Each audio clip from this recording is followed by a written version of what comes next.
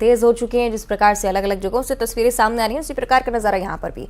मतदान कर्मियों को मतदान सामग्री दे दी गई है। पॉलिटेक्निक कॉलेज पर कर्मचारी पहुंच गए हैं। वोटिंग के लिए 2688 मतदान कर्मी तैनात हैं। सुरक्षा के पुख्ता इंतजाम यहाँ पर किए गए।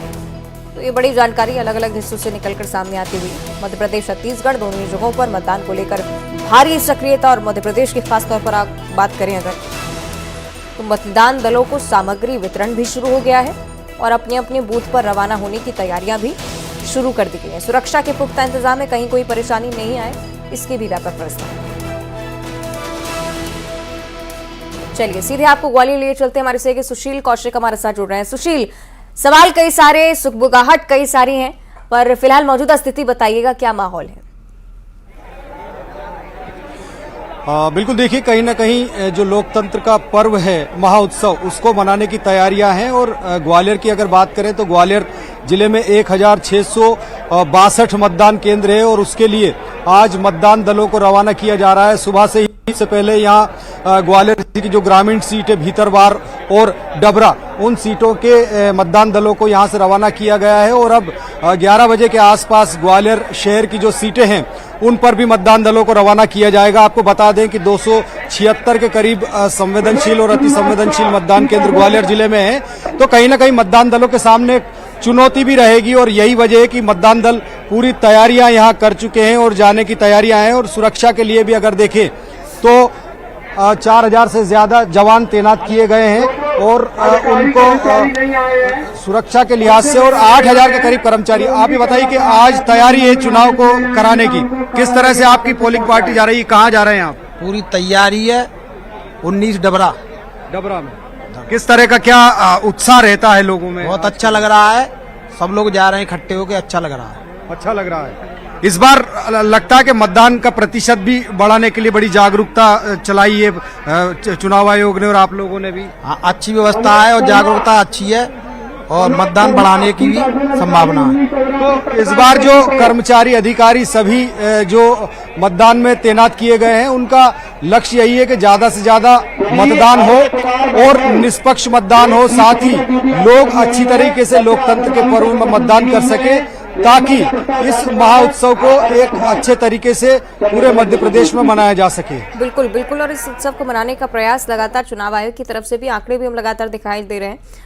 किस प्रकार की स्थिति मौजूदा हालात में है, 2018 में क्या कुछ रहा है आंकड़ा। सुशील, बड़ी बात यह है कि 75% मतदान हुआ है 2018 के विधानसभा चुनाव में। 23 में ये प्रतिशत आगे बढ़े, इसका प्रयास चुनाव आयोग ने तमाम कार्यक्रमों के जरिए भी किया है। ग्वालियर चंबल अंचल में क्या हमने इस प्रकार के कार्यक्रम देखे हैं? बीते साल या बीते चुनाव में किस प्रकार का प्रतिशत रहा, इस बार किस प्रकार की संभावनाएं हैं? बिल्कुल, देखिए मध्य प्रदेश में जिन 20 सीटों का मतदान प्रतिशत सबसे कम रहा था, उनमें ग्वालियर चंबल अंचल की सीटें भी शामिल थी। कई सीटें ऐसी थी ग्वालियर में जहां 59% मतदान हुआ था। अधिकतम अगर ग्वालियर चंबल अंचल का मतदान देखें तो वो 64 से 65% तक गया था। यही वजह कि जो औसतन 75% के लगभग मतदान का आंकड़ा रहा था 2018 में, इसके आसपास, वो सबसे कम ग्वालियर चंबल अंचल में दर्ज हुआ था। इसी के चलते इस बार न सिर्फ चुनाव आयोग ने बल्कि प्रशासन के साथ ही स्वयंसेवी संस्थाओं ने भी अलग अलग आयोजन यहाँ किए थे मतदान प्रतिशत बढ़ाने के लिए, जागरूकता के। इसके साथ ही इस बार एक बात ये भी देखने के लिए मिली कि जो भी प्रत्याशी और जो भी पार्टियां थी प्रचार में, उन्होंने भी अपनी तरफ से इस बात की अपील की है कि लोग मतदाता मतदान जरूर करे, चाहे किसी को भी मत दे, लेकिन वो मतदान जरूर करे।